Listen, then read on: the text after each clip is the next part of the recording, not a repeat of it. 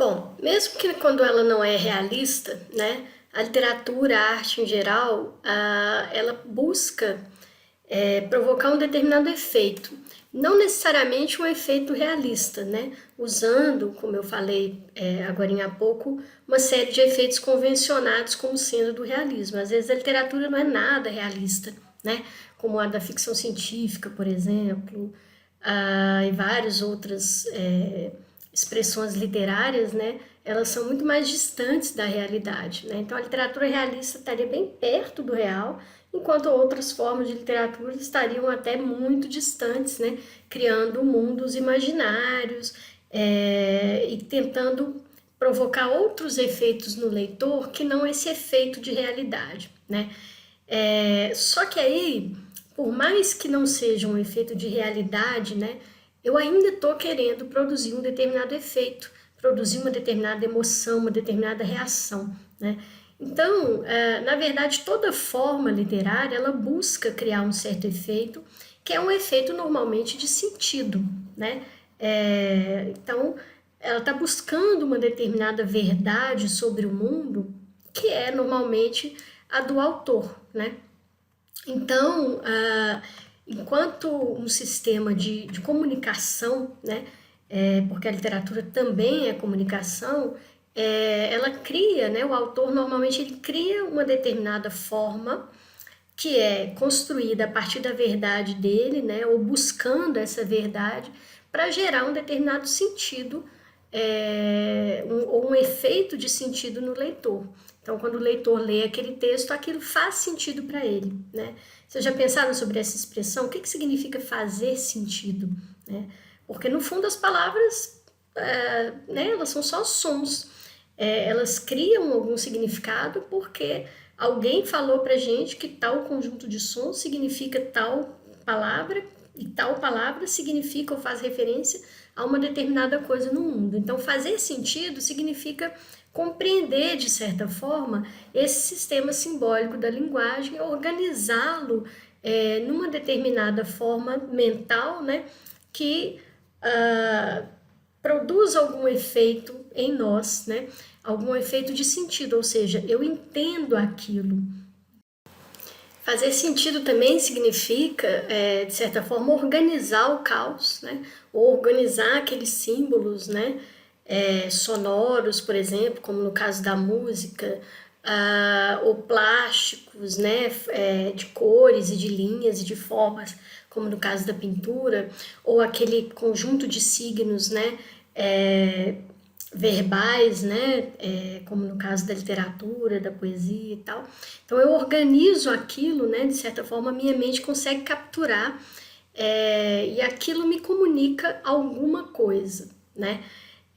Depois a gente vai ver, né, que aquilo comunica não exatamente o que o autor queria comunicar, né, mas uma parte daquilo, né, alguma coisa entre o que o autor pensou e o que eu senti, o que eu entendi, né? Alguma coisa ali se comunica, né? Não necessariamente 100%, né?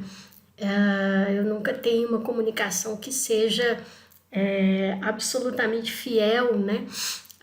Àquilo que queria ser transmitido inicialmente, né? Mas a gente vai ver isso um pouquinho mais para frente também no curso, tá?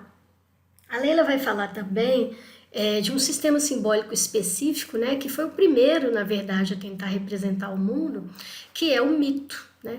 Então, já no início da civilização humana, né, as pessoas criavam mitos para, de certa forma, tentar organizar o mundo, né, dar forma para o mundo, buscar uma certa verdade, né, contar uma história que fosse a história dos antepassados ou a história dos deuses, né.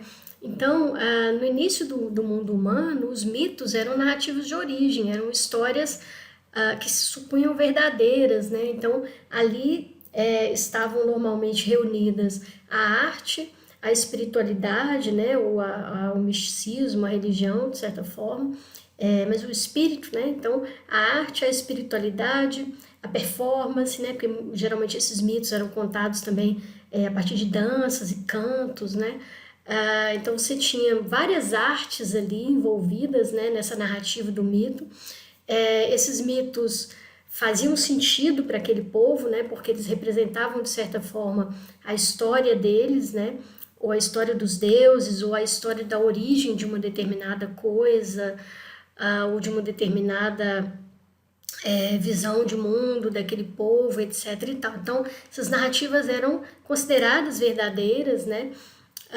E representavam, de certa forma, aspectos daquela comunidade, né? Então, uma narrativa, por exemplo, como a da Guerra de Troia, né? No caso do Ulisses, por exemplo, representa a inteligência, a inventividade, né? A criatividade, a esperteza, de certa forma, né? Do homem grego, enquanto, por exemplo, a Ilíada representaria a força, né? A coragem. Então, cada narrativa, né? Representa, de certa forma, uma visão de mundo, né? Ou uma certa verdade daquele povo, né? Que criou aquele mito, aquela narrativa de origem. Hoje, né, a gente considera o mito como uma história imaginária, como uma invenção, como uma ficção, né? Mas para muita gente ainda os mitos são verdadeiros e fazem sentido no plano da verdade, né? Como alguns mitos religiosos, por exemplo, como o mito de Adão e Eva, ou da Arca de Noé, por exemplo, né? Então, várias histórias mitológicas, né? Ainda para muita gente fazem sentido nesse primeiro plano aqui, né? Mas de uma maneira geral, hoje em dia, né? Acredito que para a maioria das pessoas, elas são consideradas já como histórias ficcionais, como parte da literatura, mesmo quando são histórias, mitos, por exemplo, religiosos, né? Então são consideradas parte da criatividade humana, da história humana, são histórias imaginárias, tá? Mas de uma maneira geral, seja antes ou seja agora, né, o mito ou as narrativas de uma maneira geral, né, a representação literária de uma maneira geral, ela busca, como eu falei, um certo sentido. E às vezes esse sentido está não exatamente no autor nem no leitor, ele está justamente no momento da leitura, né?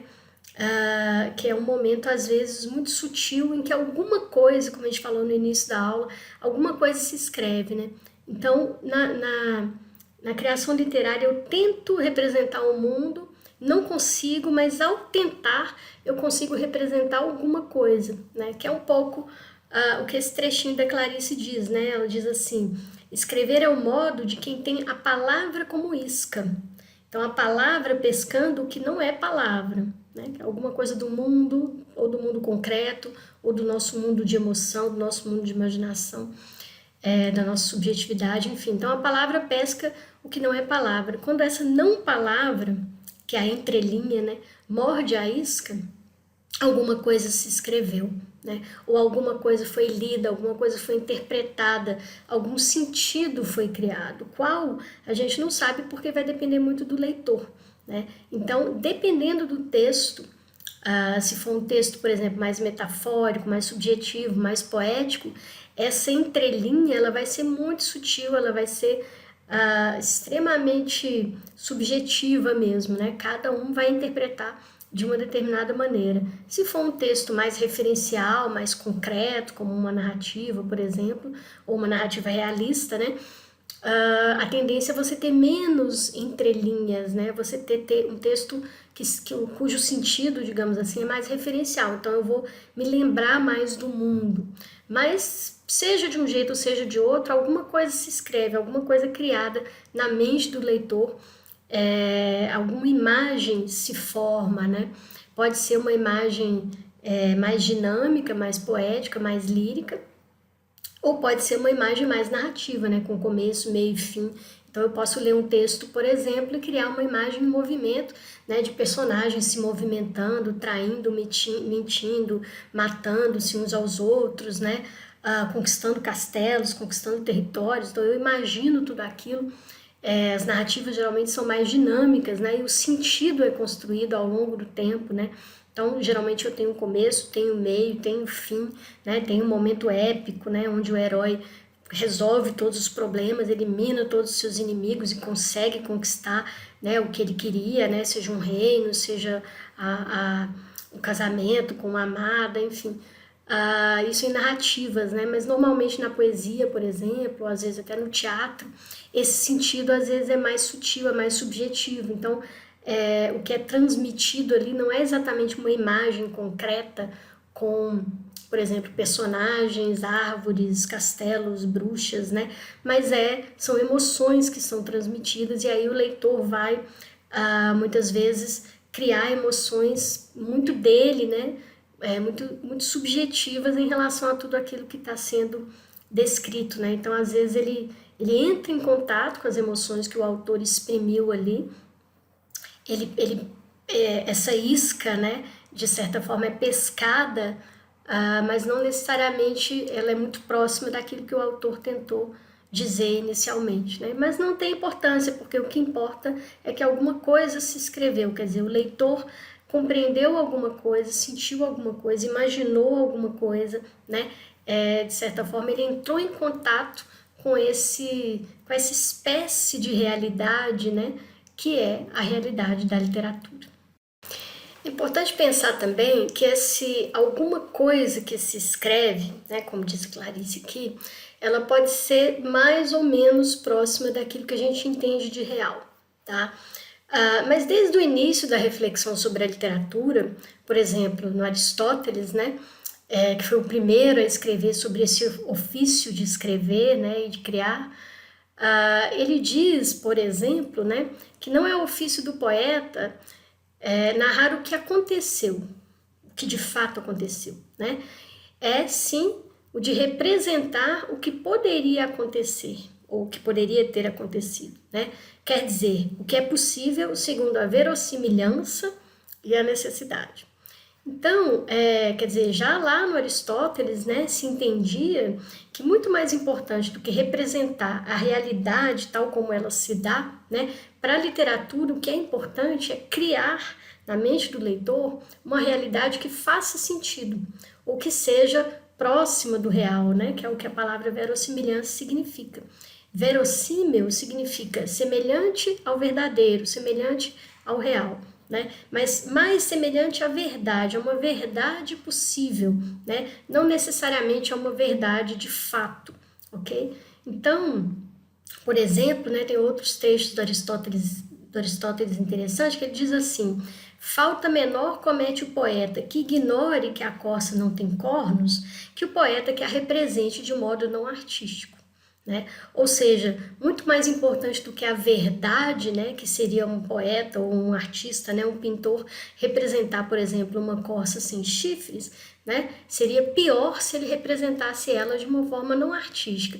Por não artístico se entende exatamente aquilo que é inverossímil dentro do plano de realidade daquele texto. Tá? Como diz essa outra citação aqui, ó, por exemplo, na poesia é de preferir, tudo isso são citações do Aristóteles, né, na poética. Então, na poesia é de preferir o impossível que persuade, ou seja, que convence, né, ao possível que não persuade, que não convence. Então, o importante na literatura e nas artes, de uma maneira geral, não é exatamente falar de coisas possíveis, de coisas verdadeiras. O importante é falar de coisas que convençam o leitor, que persuadam o leitor, que façam com que ele imagine que ele está lá, naquele lugar, por exemplo, né, junto daqueles personagens, vivendo aquelas experiências, né? Então, é importante que o poeta consiga, usando as armas que ele tem, né, persuadir o leitor, ou seja, convencer o leitor de que ele está naquele lugar, naquela situação, né? Ou seja, que aquilo seja verossímil, que aquilo seja verdadeiro, né? Ou semelhante à verdade. Então, assim, mais importante do que ser realista, né? É importante para a literatura ser poética. E por poética, né, significa que ela seja uma criadora de mundos possíveis na imaginação do leitor. Né? Isso é muito claro, né, de perceber, por exemplo, quando a gente assiste um filme onde tudo que está representado ali é bastante impossível de acontecer na vida real, por exemplo, né? Como quando um herói pula de um avião, né, como no Indiana Jones, por exemplo, cai de um avião. segurando um colchão, né? Em algum momento esse colchão cai na terra e aí ele cai em cima do colchão e depois o colchão vai deslizando montanha abaixo, uma montanha de neve abaixo, tal.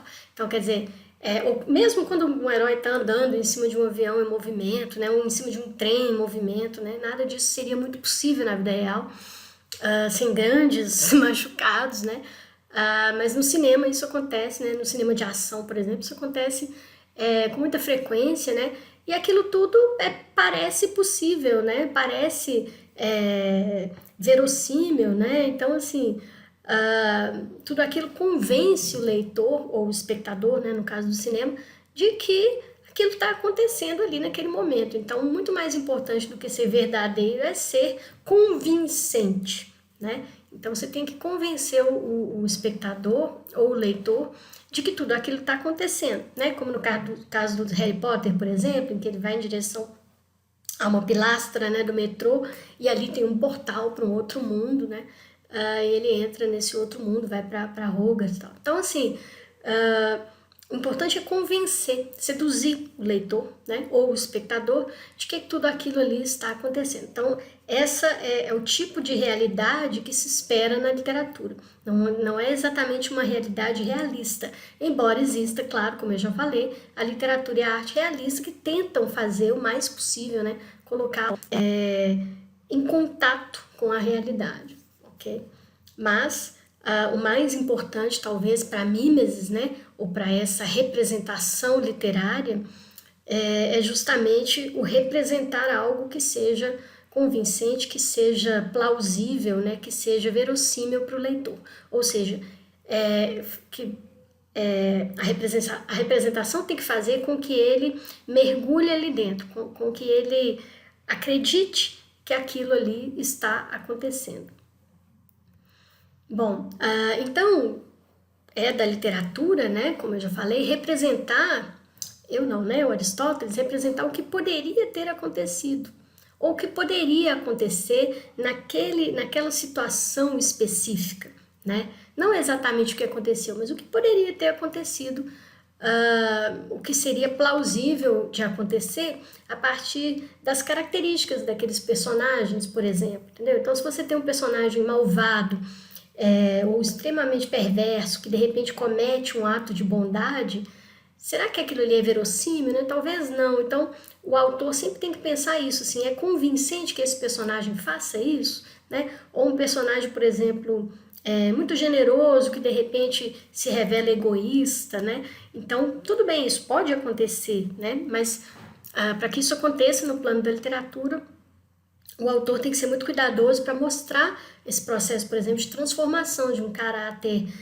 mais mesquinho num caráter mais generoso ou vice-versa, né?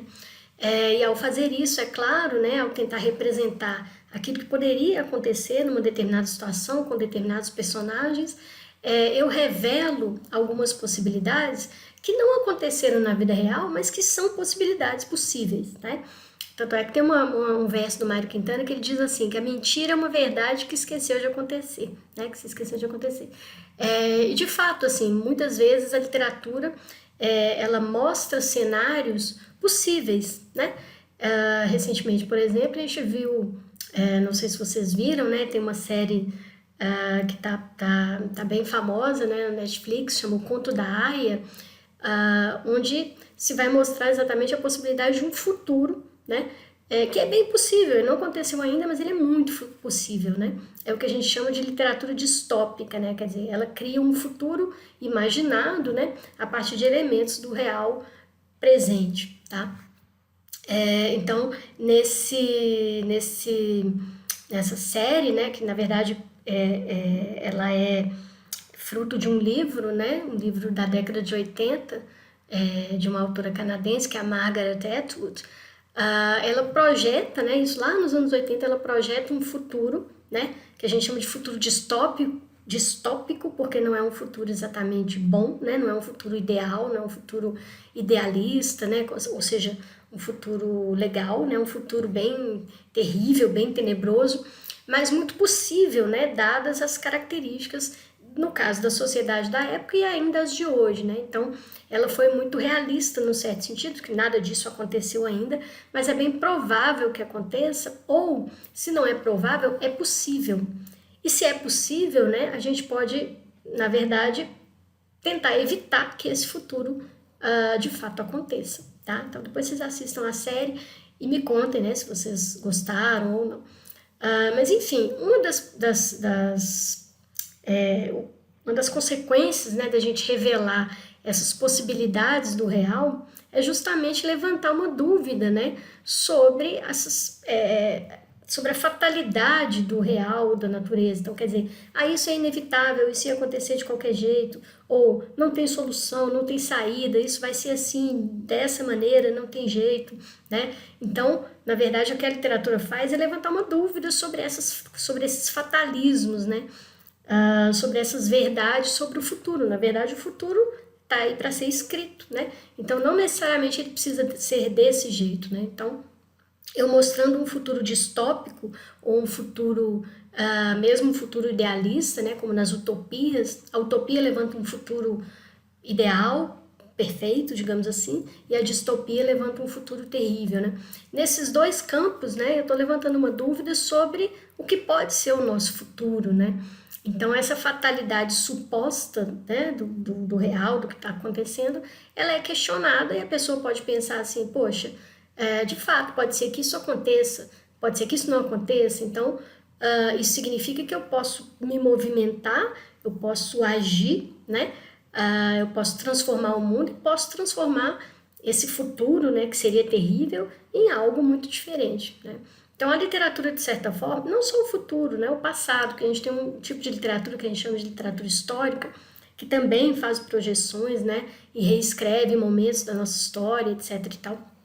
Então, na verdade, a literatura ela propõe para a gente que tudo pode ser diferente, né? Porque como ela é filha da imaginação, de certa forma o que ela está dizendo é, se a gente pode imaginar, significa que a gente pode criar, se a gente pode criar, a gente pode mudar as coisas, né? Então, tudo pode ser diferente, tudo pode ser outra coisa, eu posso mudar o meu presente, como eu posso mudar também a minha forma de ver acontecimentos do passado, né? Eu posso mudar a forma como eu até então me via ou me representava a partir de outros elementos, né? Então, tudo pode ser reescrito, tudo pode ser visto de um outro ângulo, né? Isso que a literatura, de certa forma, diz pra gente, e isso é revolucionário, né? Porque eu estou sempre duvidando da forma como as coisas estão sendo ditas e dizendo de um outro jeito, tá bom? Nesse projeto, né, ou nessa intenção de revelar possibilidades irrealizadas do real, né, ou de revelar um mundo possível, de mostrar um mundo possível, nem sempre, evidentemente, o autor consegue fazer isso, né? Porque eu tenho dois polos, né, nesse universo da criação literária. Eu tenho o polo do autor e tenho o polo do leitor. Então, o autor pode ter um determinado projeto, uma determinada intenção, que pode ser que ele não consiga efetivar, né? E ao mesmo tempo, mesmo que ele consiga, pode ser que o leitor não interprete dessa forma, não entenda, pode ser que aquilo não faça sentido para ele, né? Porque eu falei, para fazer sentido, né, o leitor, de certa forma, tem que entrar naquele universo, né? Conseguir entender aquele sistema simbólico de uma maneira mais ou menos parecida com a que foi formulada pelo autor, né? Ou pelo menos próxima. Então, nesses dois polos, né, entre esses dois polos, muita coisa acontece, né? A gente vai, inclusive, ter unidades, né, desse curso específicas para a questão da escrita, específicas para a questão da leitura, inclusive para mostrar, né, como a própria Leila já falou nesse texto, que são processos que não são separados um do outro, muito pelo contrário, são processos indissociáveis, né? Então, eu não consigo separar a escrita da leitura, porque todo escritor, ele já leu muito e a tendência é que ele tente, de certa forma, formar mundos possíveis, né? A partir de tudo aquilo que ele leu, de tudo aquilo que ele já experimentou. E boa parte do que ele experimentou foi a partir da leitura. Então, todo escritor é um leitor claro, né? E todo leitor, normalmente, ele escreve também, porque à medida que ele vai lendo, ele vai interpretando da sua maneira, ele vai criando mundos dele próprio, que são mais ou menos parecidos com o mundo que o autor criou, né? Mas não necessariamente iguais, aliás, raramente é igual, né? Normalmente é próximo, é parecido. Então, o leitor também escreve, de certa forma, ele cria a partir do texto, assim como o leitor, assim como o escritor também cria a partir de outros textos que ele leu e a partir do mundo também, de tudo que ele viveu, de tudo que ele experimentou, de tudo que ele sentiu, etc. Então, é como se ele lesse o mundo, né? Ele lesse as outras pessoas, ele lesse outros textos, tudo que ele leu, ele de certa forma tenta transportar para o texto, e aí o leitor, quando ele lê, também de certa forma ele reescreve esse texto a partir do que ele dá conta, a partir dos limites dele, de interpretação, limites de conhecimento da língua, por exemplo, de conhecimentos estéticos, históricos, e uma série de outras questões que estão envolvidas aí no processo da leitura. Mais para frente a gente vai aprofundar, tá? Mas eu quero trazer aqui só a reflexão da Leila, né, nesse momento, que eu acho que é bem interessante, que ela diz que a leitura é um aprendizado, né, de atenção, de sensibilidade, de invenção. Ou seja, a cada texto que a gente lê, a gente aprende um pouquinho mais sobre o mundo, evidentemente, mas principalmente sobre a leitura, sobre o que é a leitura, sobre o que é esse processo de ler, né? Eu já falei em outro momento para vocês que tanto a leitura quanto a escrita, né, são atividades práticas. A literatura é uma atividade, no fundo, muito prática. A gente só lê lendo, né? A gente só aprende a ler lendo. Então é um pouco parecido, por exemplo, com dirigir, com andar de bicicleta, né, com nadar, jogar futebol, etc. São atividades muito práticas. Então, quanto mais você lê, mais você aprende sobre a própria leitura, não só sobre a leitura de textos literários, mas sobre a leitura do mundo, né? Porque você desenvolve a sua capacidade de observação, a sua capacidade de olhar para determinadas coisas de diferentes perspectivas, ou seja, a sua sensibilidade, né, e a sua capacidade mesmo de inventar e de criar são transformadas, são estimuladas nesse processo. É claro que vai depender muito do leitor, vai depender muito do texto, vai depender de uma série de coisas, né? Mas no fundo é disso que se trata, né? De um processo de aprendizado da invenção da imaginação. Então, quando a gente diz, né, que a literatura ela estimula a imaginação, que ela propicia, né, a criação de mundos imaginários, é porque de fato o que ela permite, né, é uma abertura para a criatividade, né? E inclusive na palavra criatividade você tem atividade, né? Uma atividade. A criatividade é ação pura, né? Você age criando, né? Então aí dá para entender um pouquinho melhor, né, essa citação da Leila quando ela diz que a obra literária é construção do real, né? Porque o autor construiu esse real a partir de tudo que ele viu, viveu, né? Tudo que ele observou. E tudo que ele pensa sobre esse real, né? Todas as insatisfações que ele porventura tenha com esse mundo, ele coloca ali no texto e constrói um texto que seja, né, como a própria Leila falou ao longo do texto, maior do que o mundo real, melhor do que o mundo real, pior ou parecido, enfim. Então ele constrói um determinado real, mas ao fazer isso, ele convida o leitor, que ele acabou de ler, né, que ele está lendo naquele momento, para que ele seja ultrapassado, para que o leitor construa também ele um outro real possível, né? Então se trata de reais possíveis, ou impossíveis, se vocês quiserem, porque muitas vezes na literatura a gente vê cenas impossíveis de acontecer, que jamais aconteceriam em outros lugares, né? Então se trata de uma construção de possíveis e de impossíveis, né? Então uma construção de realidades, de mundos imaginados, de mundos paralelos, de mundos criativos, que por sua vez convidam o leitor a criar também e a ultrapassar esse real que foi criado em algum sentido específico, né? Que cabe ao leitor, na verdade, fazer, né? Por isso que são dois polos. Então esse convite ao ultrapassamento do real é um convite para criar também, tá? Basicamente é isso. Então eu crio o mundo e convido as outras pessoas a pegar isso que eu criei e levar isso mais longe, né? Ampliar, diminuir, questionar, inclusive, negar, rejeitar, né? Várias coisas. E, finalmente, né, para a gente encerrar essa reflexão, tem uma outra citação da Leila que ela diz o seguinte, que a fuga do real, ou o seu oposto, que é o realismo, nunca se efetuam totalmente na literatura, pois as duas atitudes têm o real como horizonte e a linguagem como mediação.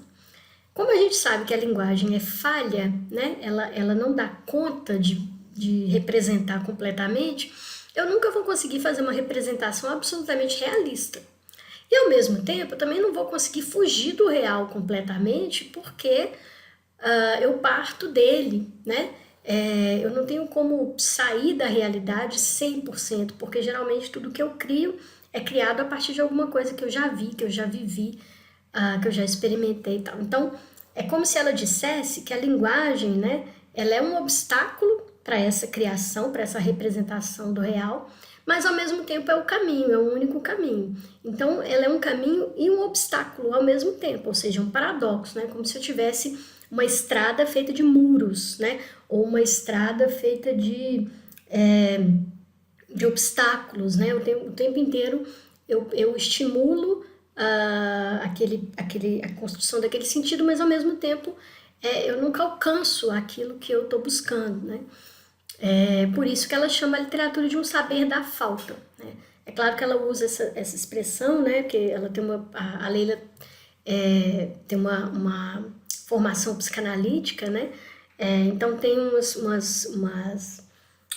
nesse texto dela tem uns atravessamentos, né, da teoria da psicanálise, mas eu posso até aprofundar isso com vocês na aula síncrona, mas de qualquer maneira, o mais importante para a gente, né, é pensar a literatura como algo que tanto permite, né, com que a gente fuja um pouco do real, né, não totalmente, né, porque isso é impossível, e ao mesmo tempo também eu posso fugir do real enquanto eu estou me aproximando dele.